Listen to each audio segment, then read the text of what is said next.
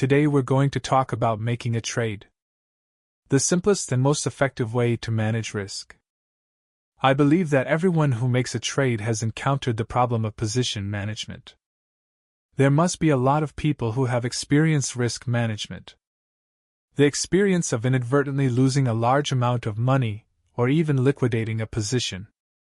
In the process, if it's a very complex risk management discipline, actually in our actual trading, it's going to be cumbersome to execute in the process, but it's not going to be executed well. So today, let's talk about the simplest and most effective solution.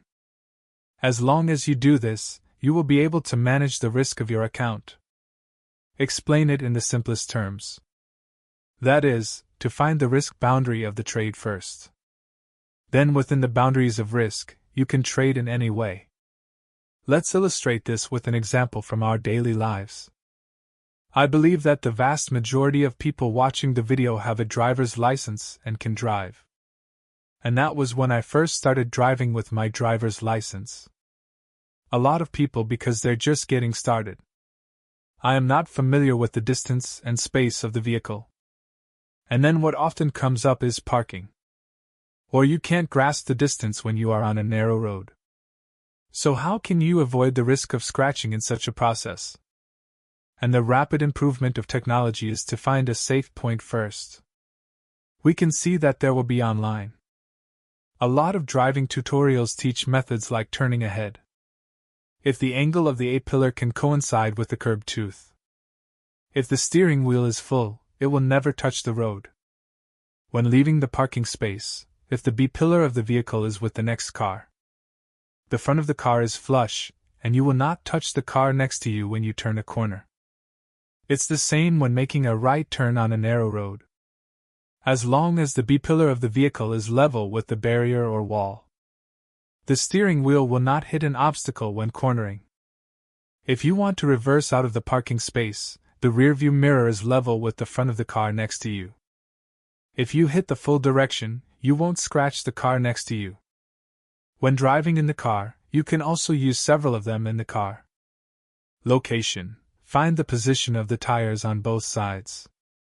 When the angle of the A-pillar coincides with the marking of the road, it's about 50 centimeters away. Through some points like this, it actually allows you to start driving. In some scenes such as narrow roads, turns, parking, etc., find a boundary that you will never bump into. You don't care how you do it. Just make sure that your operations are within these boundaries. You'll be able to keep yourself safe. Of course, there are often cases below the video here. The person who lifts the bar says that everyone is not the same height. The models are not the same, and these points are not accurate. In fact, it only takes a little bit of brain. We learn through these videos differently. Do people drive other cars?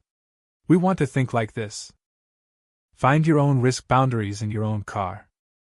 Safe spot, you just need to be on your own. In the car, follow your own suitable posture. Find your own safe spot. Find the boundaries of the vehicle's risk. Then when you encounter various situations, as long as you make sure you can stay within the boundary, you're safe. As your experience grows, level up, then practice makes perfect. So what you learn is never a rule. It's thinking and approach.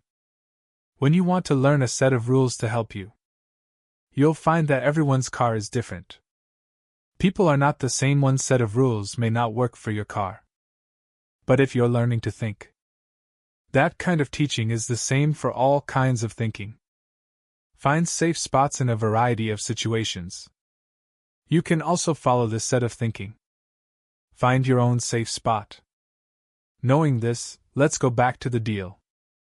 What is the easiest and most effective way to manage risk when trading?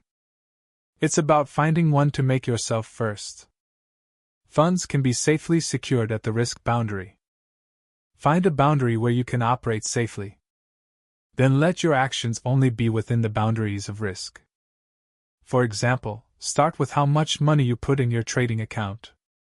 Find an amount that doesn't affect your life if you lose it all. When you are finally able to determine each time, the maximum position cannot be exceeded. As long as it does not exceed this position, you won't put your account at great risk. Use this position as the boundary of risk. You only need to make a little bit of a guarantee every time you place an order. No matter how confident you are, don't exceed this position. Then there won't be a big problem with your account.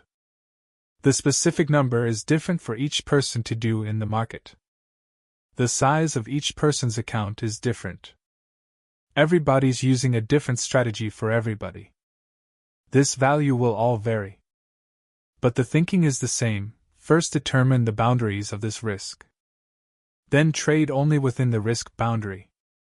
Safely improve your abilities. If there is no train of thought, you can take a look at the video I did earlier on risk management. Or if you assume 20 consecutive losing trades, you can still have more than 80% of the funds remaining in your account. Of course, for some people, it may be the case of 10 consecutive losses.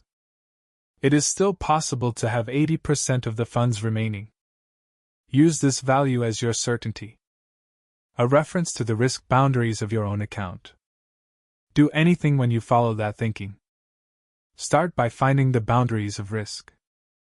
Then pledge yourself to only do things within the boundaries of risk. That's going to go a lot smoother.